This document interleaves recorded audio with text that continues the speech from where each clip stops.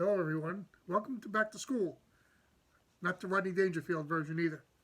Uh, my name is Ray Bone.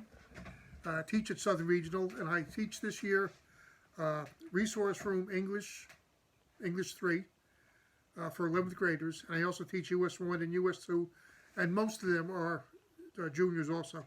There's a few seniors thrown in there, but most of them are juniors. Anyway, what I wanted to go over is a little bit about what we do in class or not in class. This year I have a little bit different, not just for me, for everybody. It's a little bit different than usual. I have the hybrid classes, which started to be out as the majority of my students were hybrid learners. That means they come to school one day and there's an assignment for them, usually on Google Classroom, that they do the next day, okay? Very rarely do they actually get a full free day. So if they're telling you that they do, that's not really the case, okay? Anyway, they come to school one day, stay home the next day and do work, then come back the next day, okay?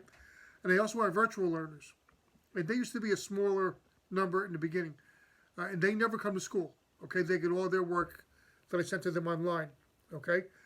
The number of virtual students now far outnumbers the number of hybrid students. For whatever reason, whether it's the virus or whatever, most students are now virtual learners in my class. Okay. Now, one thing I feel bad about is that some of these virtual learners, I don't know. I've never seen their face before. They might not know me if they saw me. Okay. And I feel bad about that because I like to be able to see a student face to face. I like to be able to look in their eyes when they're learning, and I can sometimes grasp whether they have that stare in their eyes that I don't get this, Mr. Bone, but they're afraid of telling me. Okay. I can't really do that with the virtual students. Yes, they can do their work, they can turn into work or not turn into work, and I don't have a real good grasp of whether they really are absorbing everything, okay? But I am planning in the future to have a few Google Meets for the different classes. It'll probably be in the evening. It's the time that seems to work best for everybody, where we can actually get to see each other a little bit and discuss what's going on. Anyway, that's how it is for now, the hybrid and the virtual. What lies in the future, I really don't know. Just for information, I'm also learning, or not learning, I am learning. Everybody learns every day. I am also teaching from home. Due to, I had heart surgery last year. I have a heart problem. I have asthma and pre-diabetic. So my two cardiologists said, you teach from home this year. So that's what I'm doing, okay? It's different for me because instead of being in a classroom, moving from room to room or to a duty, whatever else, I sit at my dining room table and teach all day. Some people may think that it's easier. I actually put in a lot more time now than I did when I was teaching in school. Some days are only 6-7 hours. That's true. Many of the days, as my wife can attest, I'll spend 6 or 7 hours during the day and another 3, 4, 5, 6 hours at night trying to grade assignments, trying to create assignments for the next day or the next few days. So it's new for all of us. It's another learning process that we're all going through, and I hope that we can, make the very best of it. Anyway, my classes, like most at Southern, work on the total point systems, and that's like, say, if they have a reading assignment for English, they're given so many points for, say, reading a chapter. If they do a study guide, it may be another 100 points. And one thing about study guides, if your student tells you they have a study guide to do, they have all the resources available to them. Their books, their notes that they may have, online resources, and they can use their study guides when they take their quizzes and tests. Okay, so there is no reason that everybody should not get a good grade in my classes. To fail my class, you've got to work to fail. Okay, you really do. And with that being said, I have failed in the past seniors who just would not do any work. Okay, and also underclassmen also. But usually to fail, it means you're just not doing any work. If you're doing your work, you're handing it in, or you're trying your best, you're not going to fail. But you have to put in the effort. Okay? That's it. There's only, no two ways about it.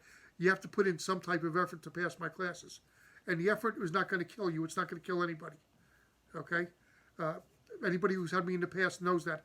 Many of the juniors I have now, not all, but many of them, I had when they were freshmen. And I've seen the maturity over the years. and I'm glad to see that, okay? Whatever the student needs, they should be able to get. Southern is a good school. My youngest daughter is 30, makes me feel really old. My oldest is 43, and there's 3 others in between, so my wife and I put 5 students through Southern, okay? If it wasn't a good school, we would have pulled them out and sent them somewhere else. But, if they want to succeed, they have a good place to succeed. Okay? Anyway, as I mentioned, the total point system. Reading assignments, section reviews. They're mostly history assignments for the section reviews. English classes, a lot of times they'll be doing their weekend in review. Okay? And it's where they sit down for 10 minutes, or sometimes longer, and write about what they did for the weekend. Or what they would like to have done for the weekend, but for some reason they couldn't do. Sometimes on Friday there'll be a weekend, upcoming weekend writing where they may write what they want to do for the weekend. And again, I'm looking for the content of how they are able to transpose what's in their brain and their mind onto paper. That's very important for succeeding in life, to be able to explain what you're thinking. And I try to work on that throughout the year. The only thing, nobody reads these except for me, and they stay in my possession. But with that being said, if there's ever anything where it seems like somebody's hurting themselves or being abused or abusing somebody, that I have to turn over to the administration, okay? But I've never had that problem in the past, but I just wanted to bring that to everybody's attention. There will be, in both history and English, there are some writing assignments. More obviously in English than there are in history. But again, I'm looking for content, but especially in the English classes, I'm looking for spelling, punctuation, capitalization, stuff that should be mastered by now, but I'm finding a lot of students are still struggling with capitalization, punctuation, sentence structure, paragraph structure. I had a paper turn in end of last year, so it's none of your students here, where it was a paragraph a full page long, not a single punctuation mark in there, nor was there a single capital letter in there anywhere.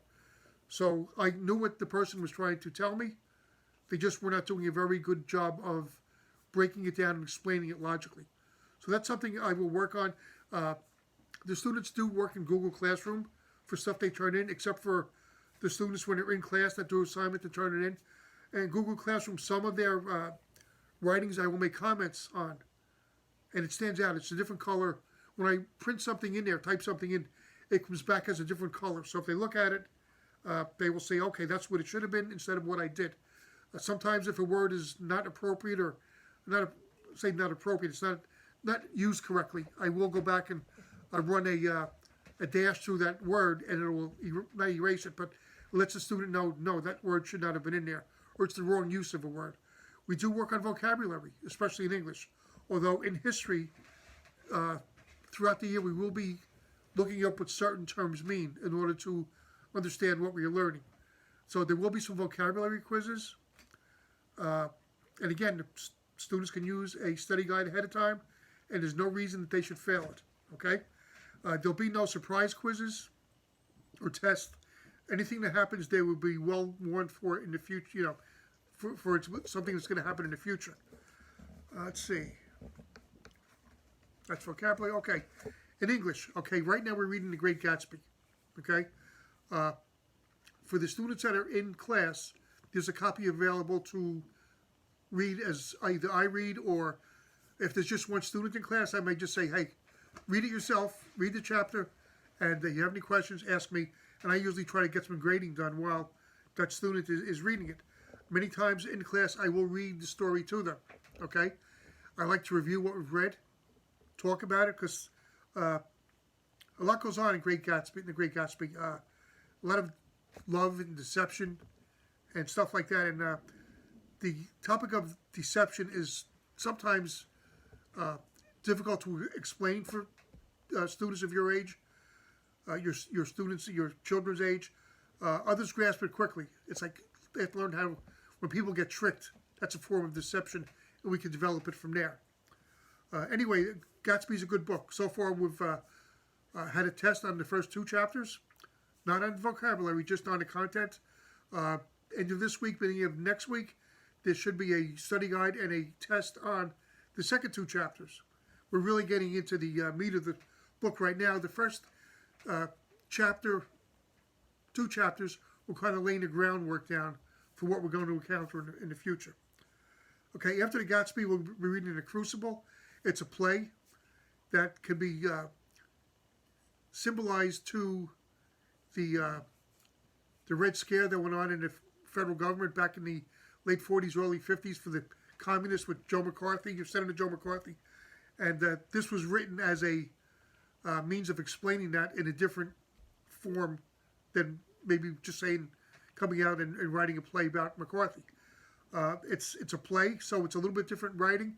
With the amount of students that I have in class, it's really going to be impossible to way to do it where we used to do it. It used to be each student would take a part and they would read it as we went along. This year, with 2 or 3 students in an English class, it's kind of tough to do it that way. So we will, reading it the old-fashioned way, where you're going to read the whole thing yourself. After that, we're going to read Macbeth. Although this is an American literature class, Southern has, in each of the 4 years your child is at Southern, there is a Shakespeare play they're going to read. As a freshman, the students that I had, all freshmen read in Romeo and Juliet. Okay, that's probably the best and easiest to understand out of the Shakespeare play that we read. Sophomore teachers, there's a few different ones they choose from. All junior teachers have to teach Macbeth. It's not bad. It's not as bad as I thought it'd be. Next year they'll read Hamlet, and not my favorite. But anyway, Macbeth is a good one. And another book we're going to read is Touching Spiritbear. It's a newer novel written about a young teenager who gets himself into a lot of trouble and goes through a lot of ordeals and trials and tribulations to get back on the right track. I don't want to give it away because it is a good book. Now, for those who are virtual and students are home on their A or B group that are home, they don't have to have a book physically with them. Every story we read is available for free online. Okay, I use the same thing myself. When I teach here, when I read The Gatsby, I'm reading offline. I'm not reading out of a book. Okay, word for word, they're exactly the same. So whether you're reading from a book or reading online, you are reading the exact same material. So if your student happens to say, hey, Mom, hey, Dad, you need to buy me this book, they don't need to buy the book. Now, if you want to get a copy of the book, send me an email and I'll try to make one available to them. It may take a few days, but, it can be done. Let's see. Okay, along with everything that we read, we usually watch a video. Okay? We read, like right now we're reading Gatsby, The Great Gatsby. When we're finished, it's like 2 or 3 days where the assignment will be to watch The Great Gatsby. Maybe to answer 2 or 3 questions each day from what they're reading. I don't want to say it's a reward, but it's like a reinforcement. They've read it. Now they get to see it all in a short period of time, and it reinforces what we've read. The only difference will be when we read Macbeth. Macbeth can be a little bit complex, and rather than reading it all, leaving the students in confusion, then watching the video, I like to maybe read the first act, then show the first act, the video. Okay? Read the second act, and then watch the video. Okay? It usually clarifies some things to the students if we do it this way. We don't do it this way all the time, okay, but it usually does work for Macbeth, okay? Touching Spiritbear, as of yet, there's no concrete video out there. There are many videos created by students that have read it, and the quality of them watching that really isn't that great. I'll probably come up with an alternative assignment for them instead of trying to watch one of those videos, okay? History, we also use some videos. So far, the History 2 class should have seen a video on the Dust Bowl and the Great Depression. And I use some videos in history because I could talk about the Dust Bowl and explain how bad it was, okay? And everybody thinks if they've ever seen it, yep, a little bit of dust. It was maybe 4 or 5 feet tall. But when they see that these dust storms are hundreds of feet tall, and they're seeing videos of it, and they're seeing people out in Kansas and Oklahoma in their houses that even with the doors and windows closed, the dust gets in and is a half inch or an inch on the floor overnight through one of these storms. How the dust gets up in people's noses and in their mouths. Would have been a good time to use these masks that we're currently wearing, I guess. But how animals died, and they see pictures of dead animals that died because the dust just goes down their lungs, they can't breathe, and they expire. It hits home to a degree, just like they should have seen a video on the Great Depression. Okay, and if they see pictures of soup, like if I tell people, yep, you used to go out and stand in soup lines waiting for food, I could say that, but unless they see videos of men and women and children standing in line for blocks waiting for a simple bowl of soup, they may get a little better idea of what people went through during the Great Depression. Okay, US 2, we start at the end of World War I and work up to the present. We'll talk about the Depression and how we got out of it. We'll talk then about World War II, about the Roosevelt administration. We'll talk about the Korean War, the Vietnam War. We'll talk about Kennedy and Johnson and the turbulent 60s. The first war in Iraq, which was back around beginning of the 90s. Okay. Then we'll talk about the war in Afghanistan to a degree, and also about the second war in Iraq.